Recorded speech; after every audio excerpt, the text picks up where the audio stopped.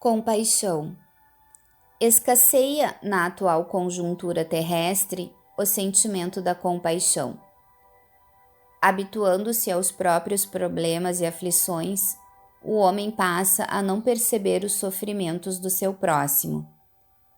Mergulhado nas suas necessidades, fica alheio às do seu irmão, às vezes reguardando-se numa couraça de indiferença a fim de poupar-se a maior soma de dores.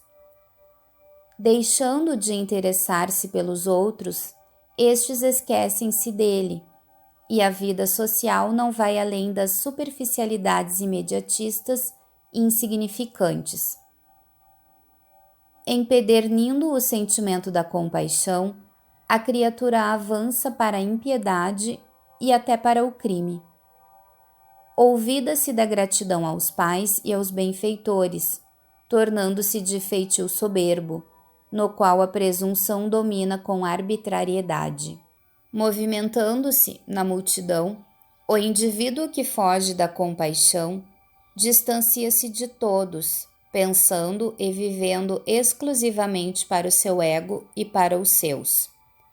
No entanto, sem um relacionamento salutar que favorece a alegria e a amizade, os sentimentos se deterioram e os objetivos da vida perdem a sua alta significação, tornando-se mais estreitos e egotistas.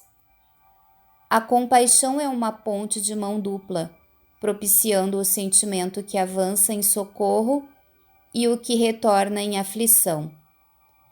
É o primeiro passo para a vigência ativa das virtudes morais, abrindo espaços para a paz e o bem-estar pessoal.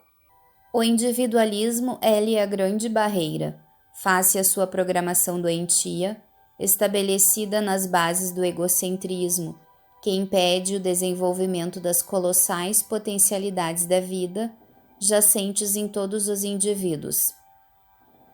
A compaixão auxilia o equilíbrio psicológico, por fazer que se reflexione em torno das ocorrências que atingem a todos os transeuntes da experiência humana.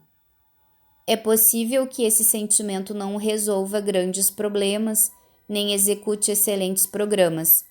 Não obstante, o simples desejo de auxiliar os outros proporciona saudáveis disposições físicas e mentais, que se transformarão em recursos de socorro nas próximas oportunidades.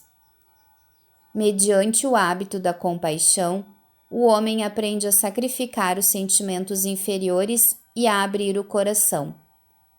Pouco importa se o outro, o beneficiado pela compaixão, não o valoriza, nem a reconheça ou sequer venha a identificá-la. O essencial é o sentimento de edificação, o júbilo da realização, por menor que seja, naquele que a experimenta. Expandir esse sentimento é dar significação à vida. A compaixão está acima da emotividade desequilibrada e vazia.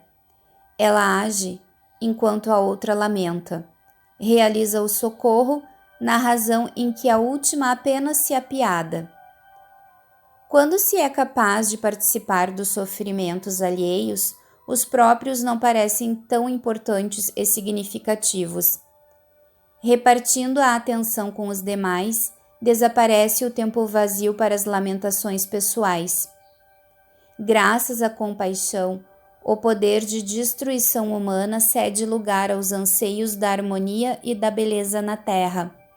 Desenvolve esse sentimento de compaixão para com teu próximo, o mundo, e compadecendo-te das suas limitações e deficiências, cresce em ação no rumo do grande poder.